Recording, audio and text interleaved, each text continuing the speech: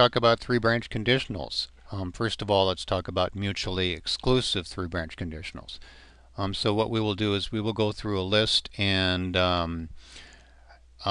put the negative numbers in one list, zero any occurrences of zero in another list, and any positive numbers in a third list. And so mutually exclusive applied to this situation means that a number can be only one of these things at a time. You can't have a negative number be zero. You can't have a zero number be negative. You can't have a negative number be positive. So only, in other words, one, so they're mutually exclusive. So let's begin by defining our list.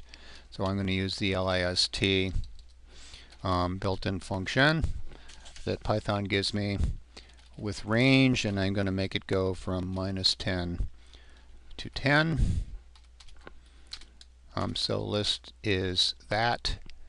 And let me add a 0 on the end using l.append so that L now has a 0 on the end. So let's first of all set up our three lists that we want to put the negatives and the zeros and the positives into. So I'm going to go negs equals empty list, and zeros is equal to empty list, and pos is equal to empty list. Define three empty lists. Now let's traverse L for num in L. Okay, so if inside that parentheses goes a Boolean, and that's going to be something to the effect of if num is negative,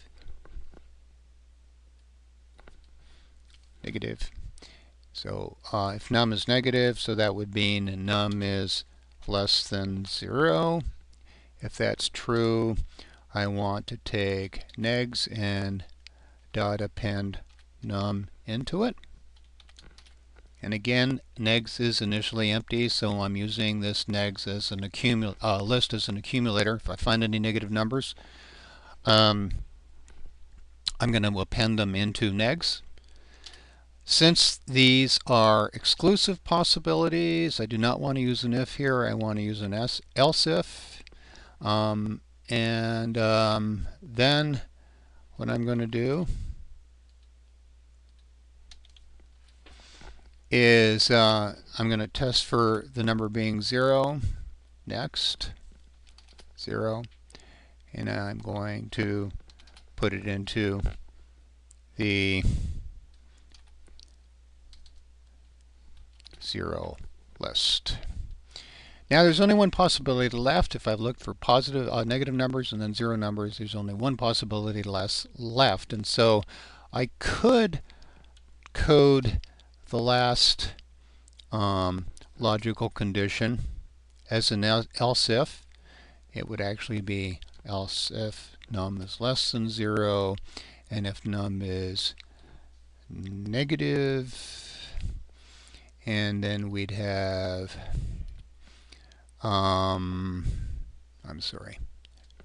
bigger than 0, positive. This would be pos. That would work, but it's logically better instead to use an else, which does not require a condition because there's only one condition possibility left, and that is there's only one possibility left if we have checked for the number being less than 0, that is negative, equals 0, and that is that num has to be positive. Okay, so I don't need a condition there. I can just do it that way. Okay, I've got a syntax error. I used zeros for my list accumulator, and here I've got 0. So I got to fix that. And negs now already has some numbers in it, so I'm going to reinitialize this to the empty list. Pause is still empty. And so let me go back here. And so I want this to be zeros. That was my mistake. And so let's run that. Okay, so negs now has the negative numbers in it. Zeros has the 2 zeros. And pause has the positive numbers. Okay, now let's take that same list now and do non-mutually exclusive events. And so this is going to be a 3 conditional branch, not mutually exclusive. And so what I'm going to do is I'm going to go d by divisibility by 2, divisibility by 3, and divisibility by 5. Both of these, d by 2 and d by 3, two of these could occur at a time. These two could occur both occur at a time. For example, number 6 would satisfy both of those. Both of these could occur. 15, if it was in the number range, that could happen. Both of these could occur if 10, for example. And so we can't use if and if else anymore. So let's set up 3 empty lists. D by 2, where I'm initializing it to be empty, and that's going to get all my even numbers. D by 3, initializing that to be empty. D by 5, initializing that to be empty. And so now let's traverse the list for num in L. If Boolean, okay, so if num is d by 2, I'm just using that as a shortcut to say divisibility by 2. If, okay, so the Boolean condition would be num %2 equals 0. If there's no remainder, if you divide by 2, the number is even.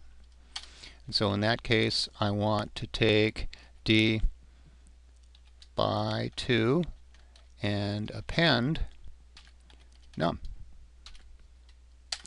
Now, these are not mutually exclusive possibilities, and so I do not want to use else if. I want to use another if. And so I'm simply going to take this whole thing, copy it down here, and change this according to num divide by 3. And so this would correspond to the number being divisible by 3, and I would want to append that number into d by 3. And so unlike the above case, both of these could happen. I could go here, and I could also go here. That would not be possible with an else if. Okay, and then the last one, again, I need an if statement. And so I'm going to go d by 5.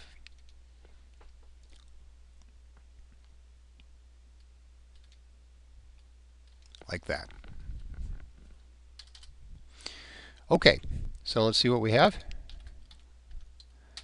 Those are all the numbers divisible by 2. Note that 0 is divisible by 2. 0 divided by 2 has remainder 0. And so here's d by 3. Those are all the numbers in the list that are divisible by 3. And again, 0 is divisible by 3. And lastly, divisible by 5. So as an exercise, try this on your own. What would happen if you had coded this as an if, else, if, else? Can you predict what you would get? Try to predict what you would get, and then change this code to be if, else if, else, and see if it checks out.